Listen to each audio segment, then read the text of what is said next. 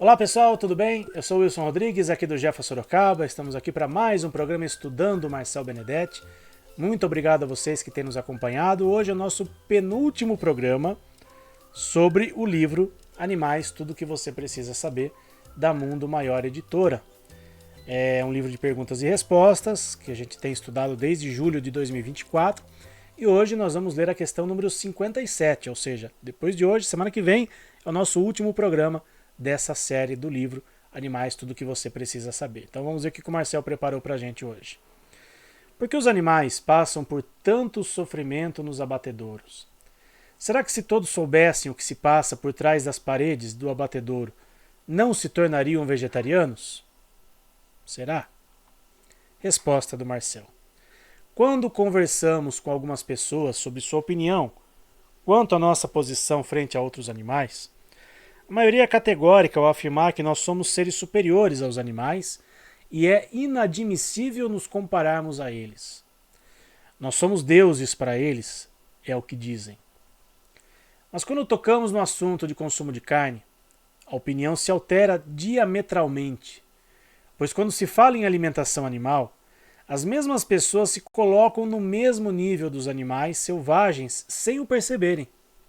Então dizem, a carne nutre a carne, ou ainda, tenho minhas necessidades físicas, ou eu ainda sou animal, ou não consigo ficar sem carne. Aparentemente, as pessoas se referem à carne como sendo um produto alimentício, não relacionado aos animais que sofrem e morrem para deixar seus despojos para serem consumidos por nós, não sem antes passar por alguma transformação que apague as pistas que indiquem a sua origem. Quem se incomodaria em saber de onde veio aquele bife todo enfeitado ou aquele hambúrguer arredondado colocado dentro de um pão adornado com vegetais coloridos que não faz lembrar que já foi parte de uma perna ou de algum bovino desafortunado? Será que somos mesmo deuses para os animais? Os animais continuarão a sofrer nas pontas das facas dos magarefes enquanto não tomarmos consciência de que não são objetos de consumo e não deveriam servir de alimento. Creio que se as imagens dos abatedouros fossem veiculadas nos açougues, como acontece com o cigarro, que mostra que o cigarro faz mal à saúde, cremos que o consumo decairia rapidamente. No entanto, há aqueles que, mesmo sabendo de tudo o que já comentamos sobre a inteligência, sentimentos e sofrimentos dos animais, não mudam de atitude. Isso equivaleria ao canibal, que se alimenta de carne humana, citado por Kardec, lá no Livro dos Espíritos, questão 637, no capítulo A Lei Divina ou Natural. Será culpado o selvagem que, cedendo ao seu instinto, se nutre da carne humana? Resposta. Eu disse que o mal depende da vontade. Pois bem, tanto mais culpado é o homem, quanto melhor sabe o que faz. Eu achei muito oportuna essa observação do Marcel sobre se os açougues tivessem, né, a mesma imagem, né, que a gente encontra nos maços de cigarro, sobre os malefícios do cigarro, talvez as pessoas diminuíssem. Eu não sou tão otimista assim em pensar sobre isso. Até porque, mesmo nas embalagens de cigarro até hoje, a gente encontra, né, pessoas que quem fuma, desculpa, não está preocupado.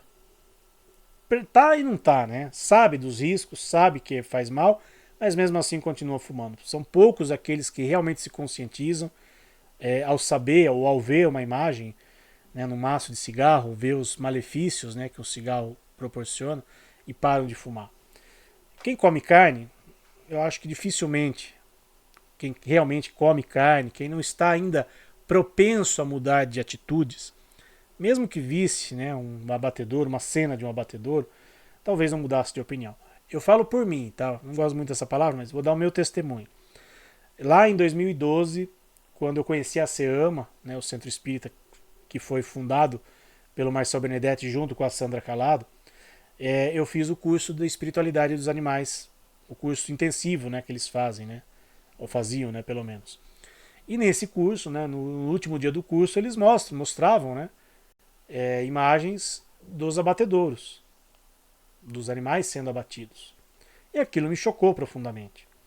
Eu já estava propenso a, digamos, parar de comer carne. E aquilo para mim foi um divisor de águas.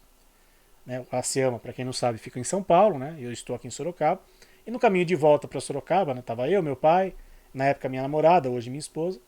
Eu virei pro meu pai e falei: olha, a partir de hoje eu não como mais carne. Meu pai falou também. Tanto que a gente chegou em casa, né? Minha mãe, né, não sabia de nada ainda, né? O freezer cheio de carne. Falou: olha, a partir de hoje a gente não come mais carne. Eu falei: e agora? O que eu faço com essa carne? Eu falei: dá pra alguém, né? Que a gente não vai jogar fora, que, né? É um desperdício você jogar alimento. Mas a gente não vai comer mais carne. Né? Já se passaram aí mais e estamos em 2025.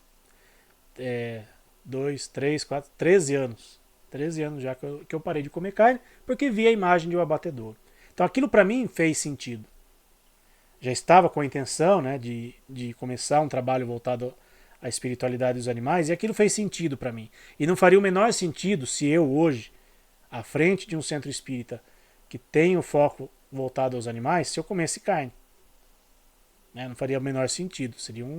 Seria, né, paradoxal isso.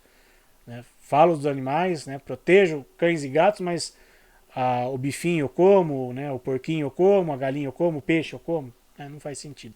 Então a gente precisa realmente se conscientizar. É um processo muitas vezes lento, que por mais que a gente fale aqui, né, por mais que a gente tente, né, trazer a informação, é o momento de cada um. Não é do dia para a noite que a pessoa vai parar de comer carne, não é do dia para a noite que a pessoa vai simplesmente mudar o seu hábito. A pessoa precisa se conscientizar. Precisa ter em mente que por trás daquele bife bonito, depende do ponto de vista, né? Mas por trás daquele bife que você compra no supermercado, ou por trás daquele lanche que você come, que já está pronto e que você não viu como foi feito, existiu ali um sofrimento muito grande para que aquele animal fosse abatido, né, pela indústria da carne para que servisse de alimento para a gente. Então é um processo, né, que a gente precisa ter a boa vontade, a gente precisa querer entrar, começar esse processo e mudar o nosso hábito. Quem sabe um dia, né? Nós estamos aqui gravando esse programa em 2025. Quem sabe daqui a 10, 20 anos, quem estiver nos assistindo, né? Puxa, olha, lá em 2025 as pessoas ainda não tinham se conscientizado, né, sobre consumo de carne, isso e aquilo. Eu tenho muita esperança, né, que quem for nos assistir mais adiante, né, possa assistir vídeos como esse nosso e outros vídeos que nós já fizemos a respeito do assunto e possam pensar: puxa vida, né, a sociedade, né, lá da década de 20, né, do ano 2000 ainda comia carne. Tomara que daqui a algum tempo isso seja realmente parte do passado, um passado cruel, tenebroso, macabro, né?